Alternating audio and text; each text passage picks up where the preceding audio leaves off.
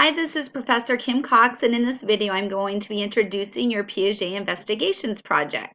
Piaget's cognitive theories are extremely important to the field of child development, and this is one of your more critical projects for this course.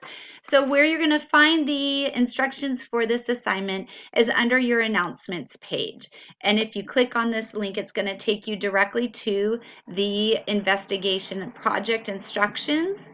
And what you'll do is download the instructions document. The first page is going to give you a little background into Piaget and then a little background into why you're doing this assignment. And then you're going to see on the second page the actual directions. So follow the steps, read them ahead of time, and that'll give you a really clear, solid understanding of what you're being expected to do for this assignment. Within each of these headings is going to be one of Piaget's areas of development, and you will see the definition of conservation, the definition of seriation, several definitions, as well as some videos on YouTube that will help you see what children actually look like and the experiments that you're going to be conducting with children yourself. So it's really helpful to take a look at these videos so that you know what you're going to have to do with children before you have the children before you. So after you've looked at each of the different areas and you've looked at a video, your steps are going to take you into how you're going to conduct the experiments with a child. You need two children. The first one's going to be ages 3, 4, or 5, and the second child 6 or 7. That greater age difference is going to show you a better understanding of Piaget's theories in action and the differences in those stages of development. So the first thing that you're going to do, read through what this says about the techniques to follow for the best efficient experiment. And then each one of the experiments is going to give you the materials that you need and the procedure to conduct the experiment efficiently with the children.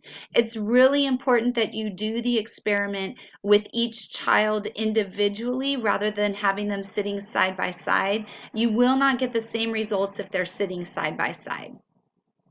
After you've conducted all of the experiments and you've recorded your responses on the student recording sheet that I'll show you in a moment, you're going to write a one-page reflection.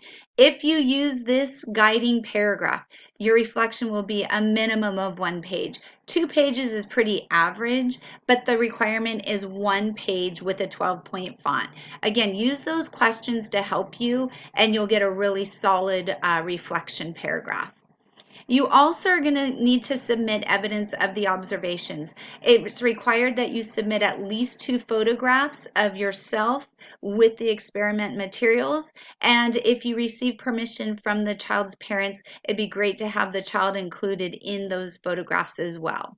Step 4 is how you're going to submit your report. So make sure you look at all of those different instructions to get your best results possible on this assignment. The next document we're going to look at is the recording sheet. And this is where you actually record the results of what's happened during the experiments. What you need to do ahead of time is write down your directions. Write down exactly what you're going to say to the child before even getting them in front of you. It's going to make it so that they're more successful and you feel more prepared. Then within these boxes, you write down what the children did or said during the experiment, and finally your observer comments. And you're going to do that for every single one of the experiments. You get points based on having every one of these boxes filled out. So make sure you have some kind of comment, some kind of response from the child for each one of the boxes. And then it also gives you at the bottom of this document how you do your reflection as well as submitting your evidence of the observation. The last thing I want to leave you with is this few tips for success. Get started early, find the 2 children, make sure you schedule a time that's convenient for the families, allow about 20 to 30 minutes per child, stay positive using those phrases. Good job, keep doing it, you're doing a great job here, thanks so much for your hard work, and then do not give the child hints. It will definitely skew your results.